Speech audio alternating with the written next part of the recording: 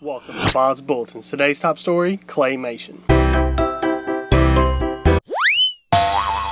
So this is the first video in my three-part series on what is animation. So if you haven't seen my introduction video that I made on Thursday, make sure you pause this video and go back and look at that. I'll try to remember to put a link down in the description below. That way you're all caught up and not confused about what's happening. So to dive right into how the beginning of claymation, it all started in 1857 with the invention of plasticine clay. This clay is an oil-based clay that doesn't dry out, so it made it possible to make figures that were pliable for long periods of time. So this led claymation becoming really popular in the early 1900s in the early film era. And there is a few around that I could find that you can find from this time period. One it's called Blame the Waitress from 1908. Bashing the 1908 presidential election, but it was still half and half. There were still live actors and there was a little bit of claymation in it. And there was another one from 1926 called Ride the Bull. This is a full claymation film. It's a little short. It's in black and white. There's no music. There's no words to it. Now the one I found, they had put music to it, but originally there wouldn't have been music in the film. It would have been on a piano or something. But it's still pretty interesting to see how primitive it was, how jerky it was, and how much we've evolved from there. Now, the term claymation comes from, obviously clay animation put together, but it wasn't really called that or coined that until a man by the name of Will Vinton started calling it claymation in 1978. So, because claymation or clay animation is kind of it's a branch from stop motion animation. This can include things like dolls or action figures, puppets can be kind of coined as stop motion animation, and then claymation. We are specifically talking about the claymation part because it's really the most popular of the stop motion and it's my favorite. So that's the one we're going to do. But throughout the history of claymation, it's never really been on top and it's never really been on bottom. It's kind of been like a very hilly kind of thing. It will gain popularity for a while and then it'll kind of dip back down and people will almost forget about it, and then another movie comes out or TV series and kind of gains up. In probably about the 1930s it started to dip, and it didn't come back until about the 1950s with Gumby coming around, the kids animation show. And then it dipped down and then didn't really come back fully until the 80s. Now there were several films throughout, the 60s and 70s, but 80s is when it really started to grip hold, and even today we're kind of seeing its rise. There's been a lot of new films come out with this style. Just in the recent, 10 years there's been quite a few, and in the 90s of course there was some major ones produced. So hopefully it's starting to get more popularity, but it is such an awesome thing.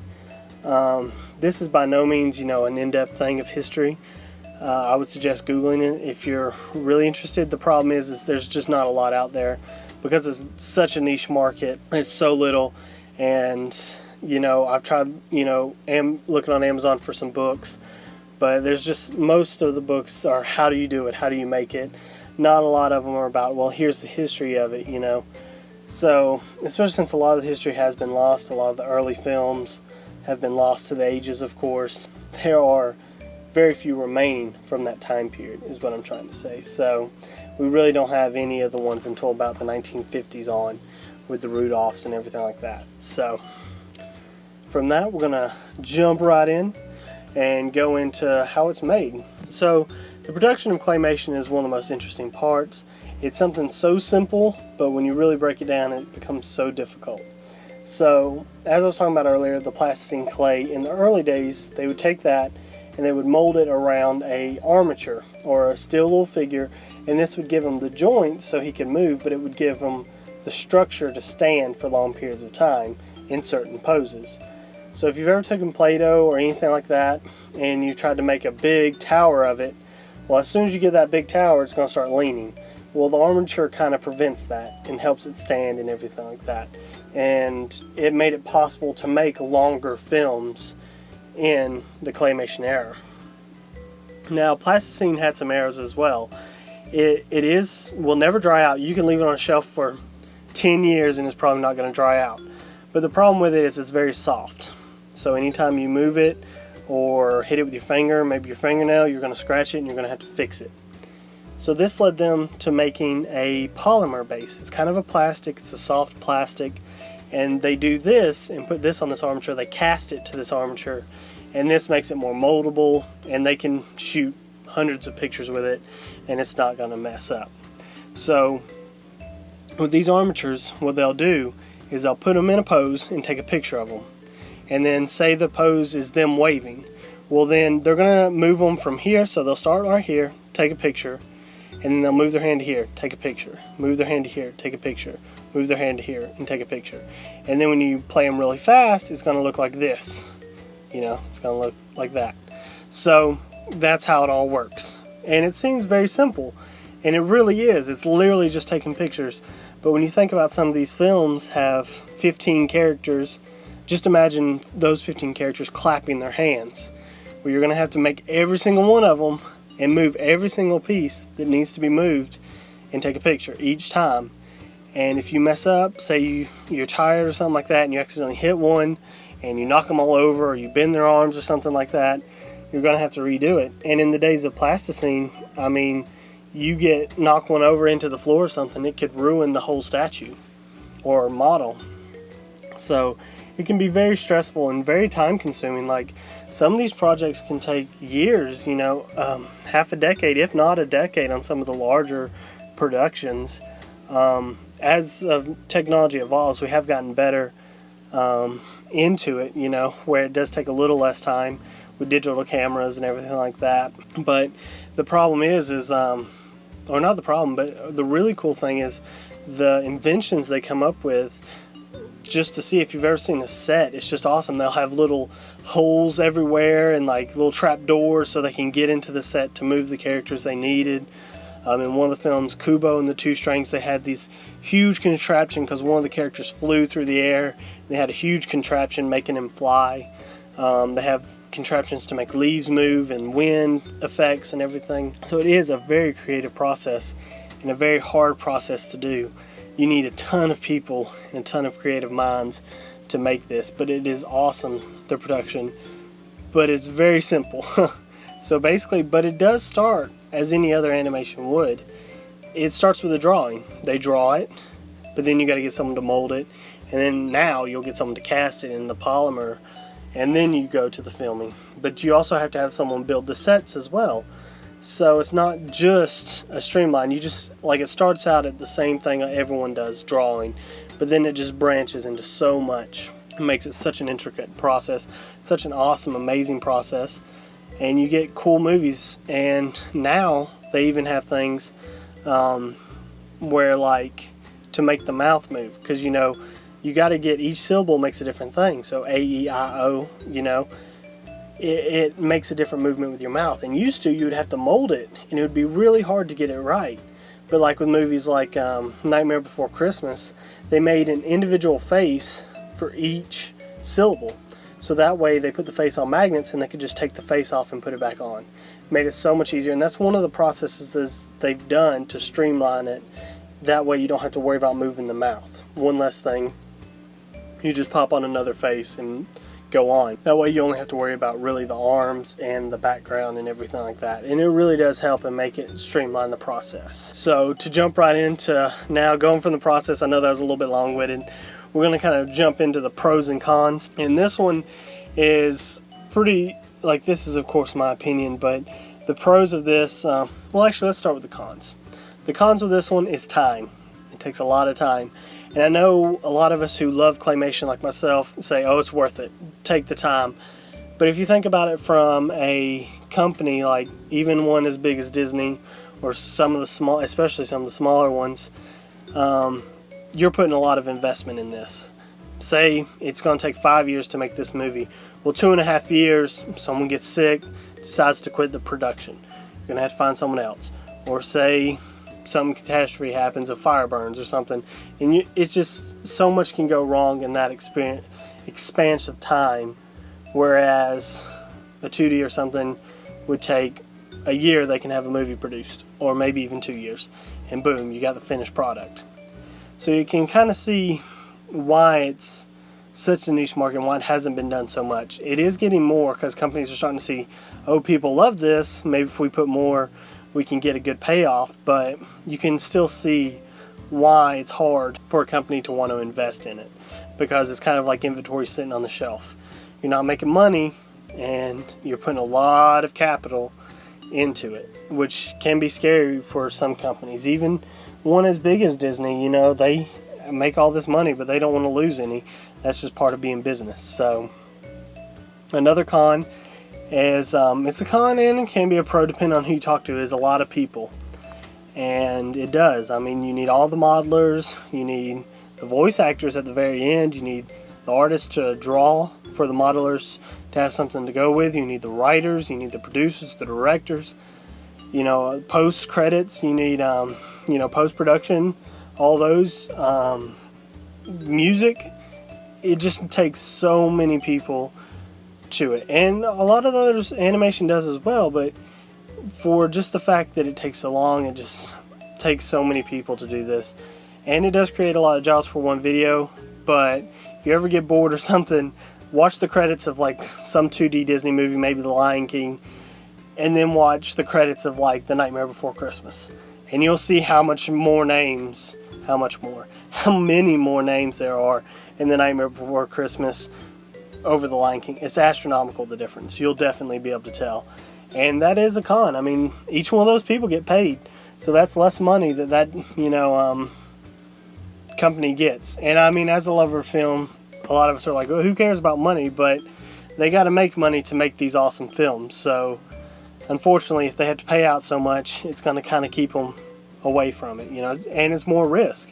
The film has to make more in order to make them more money. So it is another risk.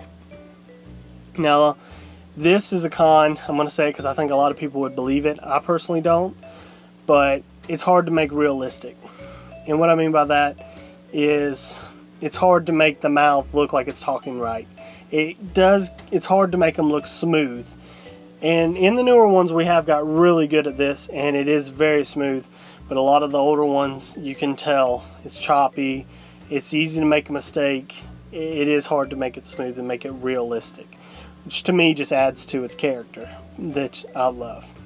So on that, we're going to jump into the pros, and the first pro is just it's unique.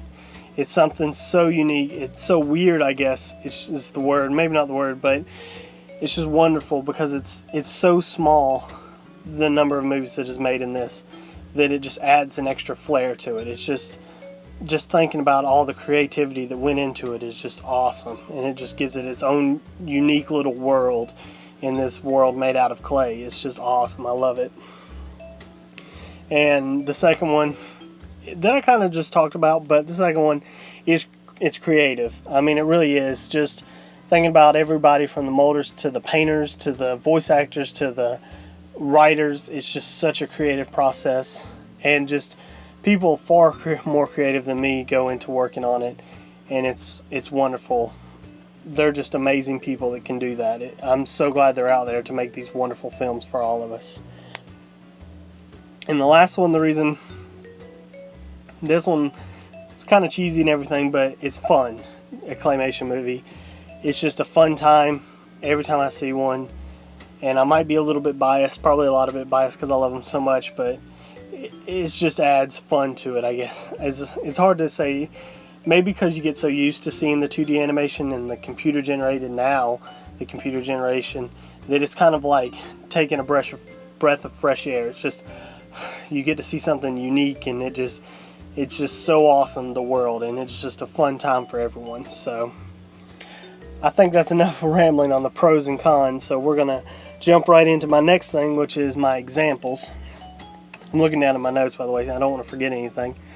The first example I have that I think is really cool, and a lot of you have probably seen this, is called Wallace and Gromit, Gromit's Day Off.